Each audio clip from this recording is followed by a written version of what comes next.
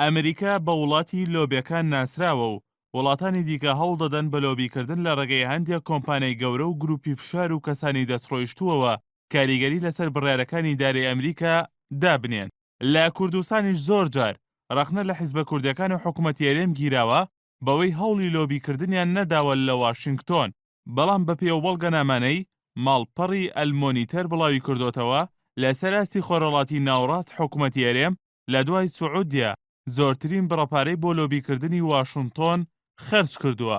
نوێنەرایەتی حکوومەتی هەرێم لە ئەمریکا لە ساڵی 2006ەوە دامەزراوە و یەکەمین بەرپرسیشی قوبات تاڵەبانی بوو. نوێنەرایەتی حکوومەتی هەرێم هە لە ساڵی 2006ەوە هەوڵی لۆبیکردنی داوە. بە پێی راپۆرتێکی گۆڤاری واشنگتۆنیان، حکوومەتی هەرێم لە نێوان ساڵەکانی 2007 بۆ 2010دا بڕی 4 ملیۆن و 700 هەزار دۆلاری بۆ لۆبیکردن خەرج کردووە. لە ساڵی 2010 بەدواوە نوێنەرایەتی حکوومەتی هەرێم هەوڵەکانی بۆ لۆبیکردن چڕ کردوتەوە. ساڵی 2010 نزیکەی ملیۆنێک و 400 هەزار دۆلاری بۆ لۆبیکردن تەرخان کردووە، بەڵام ساڵی 2014 زۆرترین پارەی بۆ لۆبیکردن تەرخان کردووە کە کردوێتە ملیۆنێک و 700 هەزار دۆلار. بە پێی راپۆرتەکەی ماڵپەڕی ئەلمۆنیتەر لە ئایلولی ساڵی 2014دا بۆ دەرهێنانی یەکێتی و پارتی لە لیستی تیرۆر، نوێنەرایەتی حکوومەتی هەرێم بڕی 33 هەزار دۆلاریان داوە بە کۆمپانیای سکوێر پاتۆن بۆگس.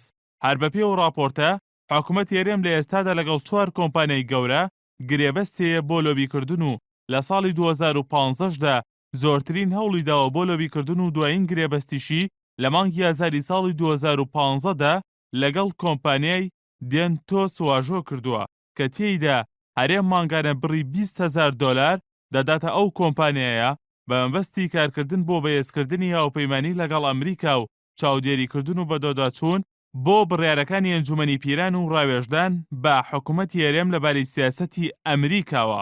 کۆمپانیای دێنتۆس کۆمپانیایەکی گەورەی بواری یاساییە و زۆرترین پارێزەری هەیە. لە ماوەی یەک ساڵی ڕابردوودا لۆبیەکانی حکوومەتی هەرێم چەند جارێک توانیویانە لە بەرژەوەندی حکوومەتی هەرێم کاریگەری لەسەر بڕیارەکانی ئەمریکا دابنێن. لەوانە یەکەم لە پرۆژە بڕیاری بودجەی بەرگری لەلایەن ئەنجومەنی نوێنەرانی ئەمریکاوە بڕی 89 ملیۆن دۆلار بۆ هاوکاریکردنی پێشمەرگە تەرخان کراوە. دووەم، دابینکردنی پشتگیری و هاوکاری مرۆیی تایبەت بۆ هەرێمی کوردستان. سێم، دەستگای هەواڵگری ئەمریکا ڕاستەوخۆ پێشمەرگە پڕچەک بکات. لە چەند بوارێکیشدا لۆبیەکانی کورد سەرکەوتوو نەبوون. لەوانە یەکەم، ئەنجومەنی پیرانی ئەمریکا لەژێر کارتێکەری نامەیەکی ئاشتۆن کارتەر وەزیری بەرگری ئەمریکا و هەروەها لەژێر کارتێکەری باڵێۆزخانەی عێراق لە ئەمریکا بە 54 دەنگ بەرامبەر بە 45 دەنگ بڕیاری ڕاستەوخۆی پڕچەکردنی کوردی ڕەت کردەوە.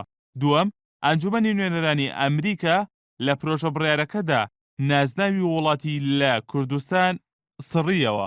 سێیەم، نەرمینواندنی وەزارەتی دەرەوەی ئەمریکا بەرامبەر بۆردومانکردنی ناوچە سنوورەکانی هەرێم لەلایەن تورکیاوە. لە ساڵی 2014دا بودجەی نوێنەرایەتی حکوومەتی هەرێم لە ئەمریکا و خەرجیەکانی بۆ لۆبیکردن بڕی 3 ملیۆن و 200 هەزار دۆلار بووە. بەمەش لەسەر ئاستی ڕۆژهەڵاتی ناوڕاستدا دوای سعودیا حکوومەتی هەرێم بە پلەی دووەم دێت کە سعودیا بڕی 3 ملیۆن و 600 هەزار دۆلاری خەرج کردووە. ئەوە لە کاتێکدایە لە ساڵی 2014دا عێراق 960 هەزار دۆلاری خەرج کردووە.